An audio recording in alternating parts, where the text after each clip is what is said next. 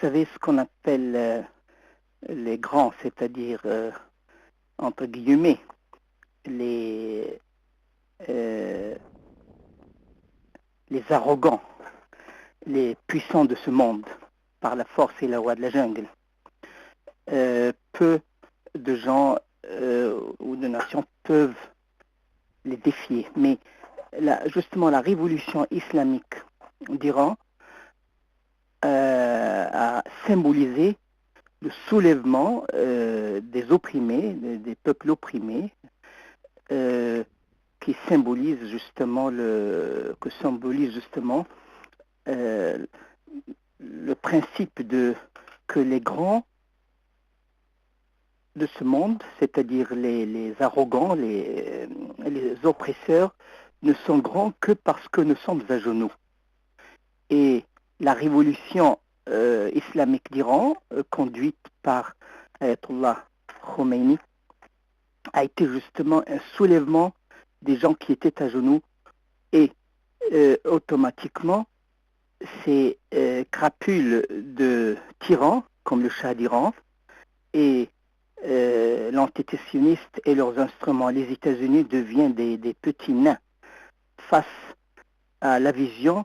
de la justice de l'imam Khomeini. Pour lui, ces grandes puissances, et aussi même l'Union soviétique dans ce temps, n'étaient que des nains, et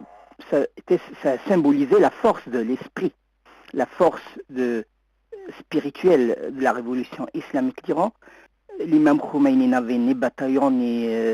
flotte aérienne, ni marine. Ce qu'il avait surtout, c'est le droit de sa justice, ou bien la justice de son droit, et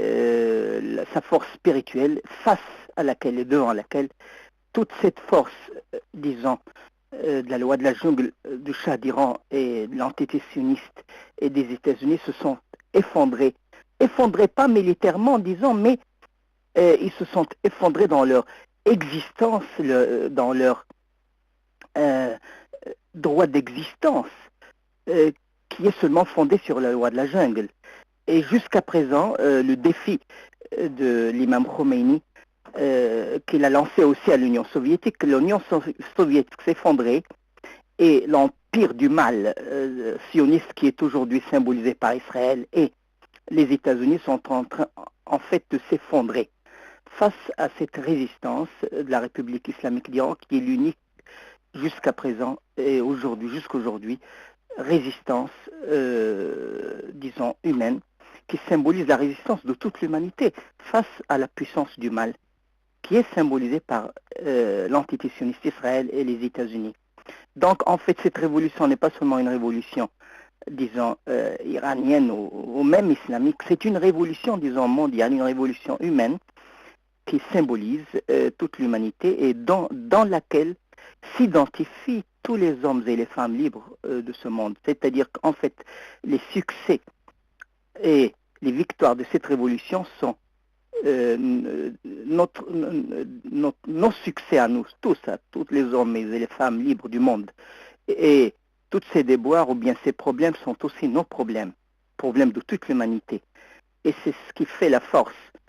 de cette révolution, ce que n'importe quel homme ou femme libre qui aspire à la justice et à l'égalité dans le monde peut s'identifier à cette révolution.